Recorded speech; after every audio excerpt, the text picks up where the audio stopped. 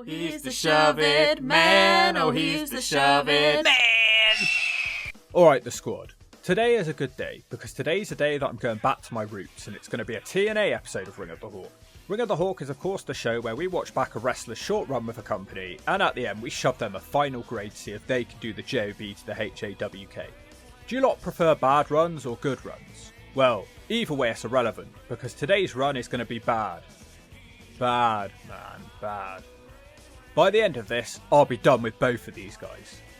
Security teams becoming wrestlers has been a thing in wrestling as long as I can remember. They never usually last long and they're never popular, so it does beg the question, why bother doing it in the first place? There does seem to be one guy who comments my videos who seems to love security teams though. Maybe his favourite security team can beat today's security team. This was not even close to the first time TNA had tried to push a security team. In fact, it was only about a year earlier when another security team failed to make their mark. But I think this one is more memorable and just overall funnier. And of course, if you know a wrestler who could do the JOB to the HAWK, shove their name down in the comments, Jack! Alright, it's Gunnar and Murphy. Did they make the girls pee? Yeah, this team sucks, but for some reason they got quite a lot of TV time on the show. And every time I wondered, who are these guys and what is TNA's agenda for pushing them so much? They must have been cheap.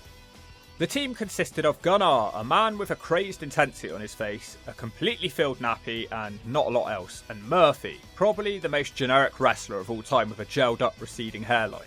They started showing up in 2010 as the hired help for Dixie Carter, and then the Hulkster after he stole the company from her.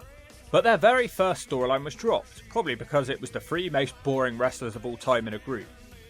Basically, they were heavy-handed security and they were aligned with Matt Boring. Match 1, 3-on-2 handicap match, Gunnar, Murphy and Matt Boring versus Jeff Hardy and Mr. Anderson. The man to start is the man called Murphy against Jeff Hardy. But no, Morgan tags himself in before Murphy can do a thing. Then he tags back in again, this time against Anderson. Ugh. Then Murphy tags Gunnar in. Can somebody please do something? Yay, Gunnar and Anderson lock up. Anderson knocks him down quickly and nails the Swear Net Breaker for a 2 already. Gunnar desperately smacks him in the gut and tags the man called Murphy. All Murphy can do is land some punches and shoulders in the corner. He misses his charging shoulder and almost gets rolled up. Jeffrey Hardy has the tag. Him and Anderson try poetry in motion when Hardy jumps into a Murphy clothesline. Gunnar tries to finish him off but struggles. He does manage to fight off the twist of fate but can't avoid a whisper in the wind.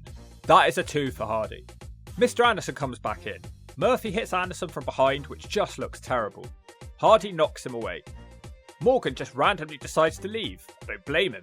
Anderson hits a mic check and Jeff Hardy hits the Swanton Bomb and it's over almost as quickly as it begun. Not a good match and nothing impressive from our scrub security team. It's an S. So that's a storyline that went nowhere. A few months later a new alliance was formed. And a wild slapnuts appeared. Jeff Jarrett. You might as well call these guys slapnut security at this point. That's what I call them anyway, but TNA called them the Immortal security. Murphy does get to smack out Dixie's husband, Sarge, or was it Surge? A real highlight of his career. Why are they even characters on this show? Match 2, 2-on-1 handicap match, Gunnar and Murphy versus Samoan Joe.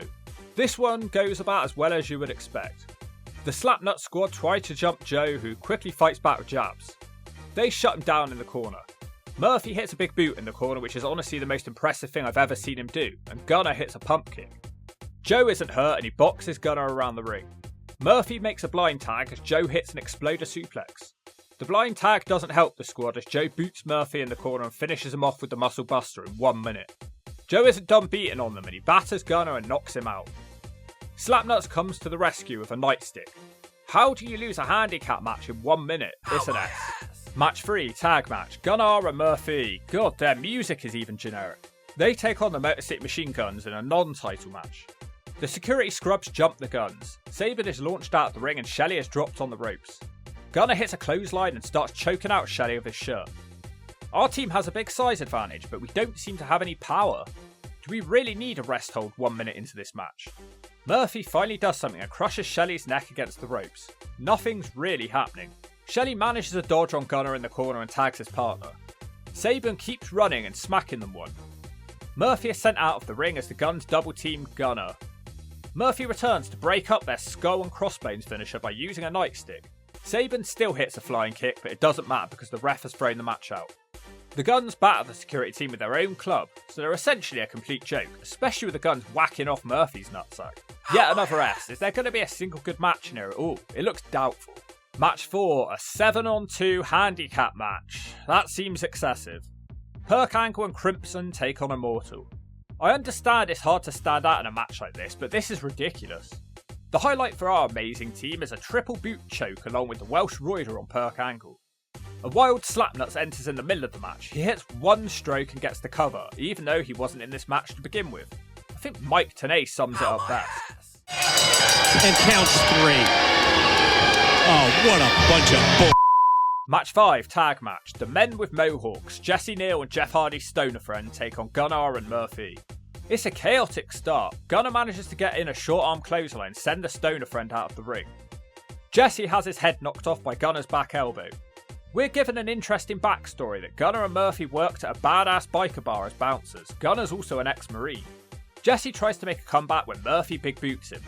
It's weird, for a guy the size of Murphy, he just doesn't look big, but he's meant to be 6'6". Jesse eventually hits a jawbreaker and tags Stoner Friend. He hits a drop kick to the legs and soon after a moonsault to the standing Murphy. Gunnar breaks that pin up. Gunnar now holds the friend for Murphy to smack, but instead Murphy smacks out Gunnar. The men with mohawks win it with a Morgasm. Best match so far, but they still didn't really do anything. It's a D and that is being generous. Match 6, Against All Odds 2011, 6-man tag. Gunnar, Murphy, and the Welsh Roider Rob. What a team. Straight out of my worst nightmares. They take on Beer Money and Scott Steiner. It's Gunnar and Steiner to start. The crowd loves Scotty and he barges Gunnar down early. Gunnar fails on a leapfrog and gets thrown overhead. Murphy tries to slow his momentum but also gets thrown overhead. Gunnar is failing, so he tags the Welsh Roider, who is always a fail. He tries to have a pose down when Steiner boots him in the nutsack. Murphy tags it. Steiner has so far dominated 3 men on his own, but he now makes the tag to the Cowboy. Storm connects with an atomic drop and a Russian leg sweep for a 2. Murphy dumps in his nappy of fear and tags Gunnar. It doesn't go much better for him. He gets a knee to the noggin and a net breaker. James Storm skins the cat now and throws fists. It's pure dominance. Storm hits a back body drop. The Welsh Roider breaks up his 10 punches, allowing Gunnar to hit a charging clothesline. Gunnar hits a scoop slam now and a wacky fist drop. Hey, it wasn't great, but at least he's trying something, unlike Murphy, who has shown literally nothing so far. Rude gets the tag and we see a rare botch on maybe what was supposed to be a sunset flip. Rude recovers with a blockbuster for a 2. He almost beats him yet again with a Uranagi. The match breaks down and Beer Money are controlling the ring.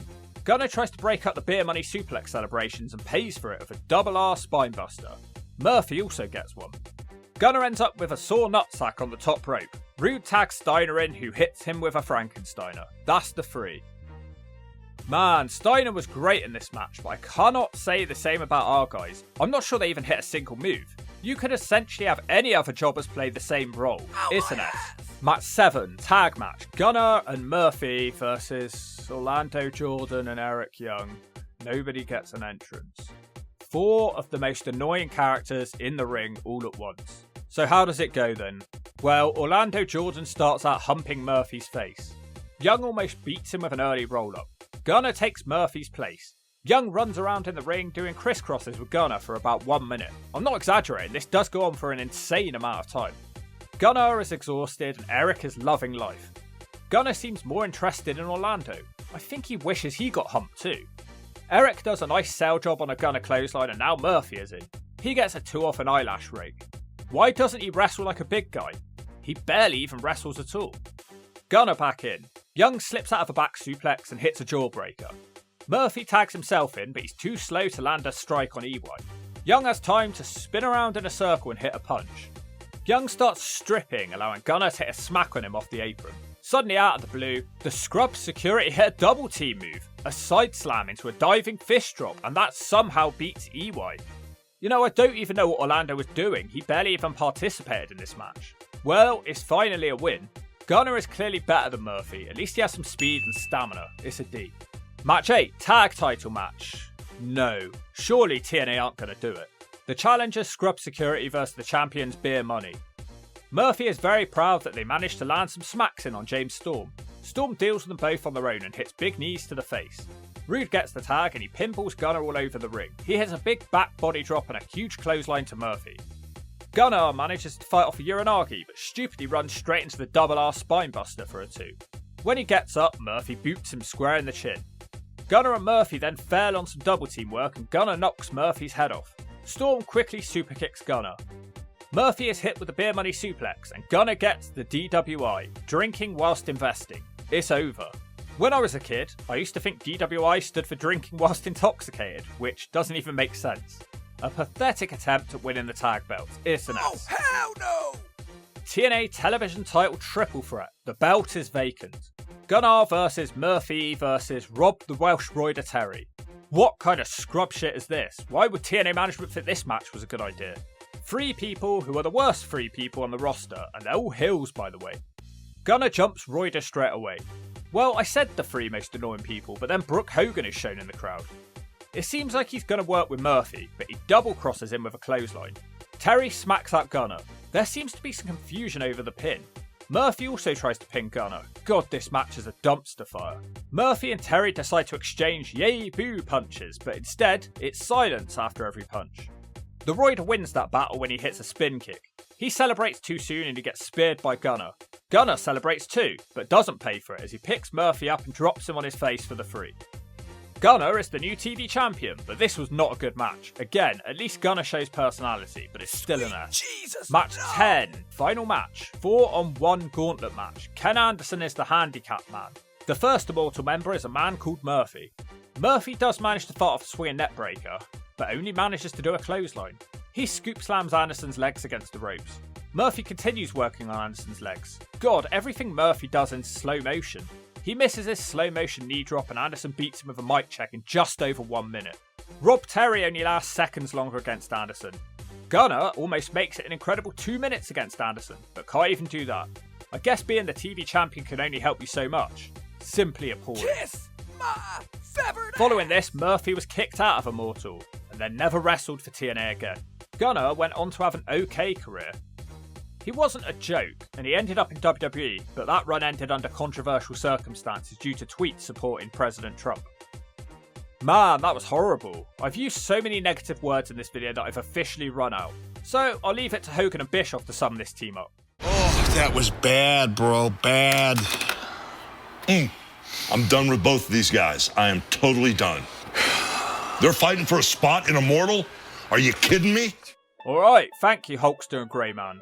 Although, you lose your thanks for forcing me to watch 11 matches from these morons on your show. Gunner and Murphy never spoke. Murphy didn't hit a single move. They had 1 double team move and that was it.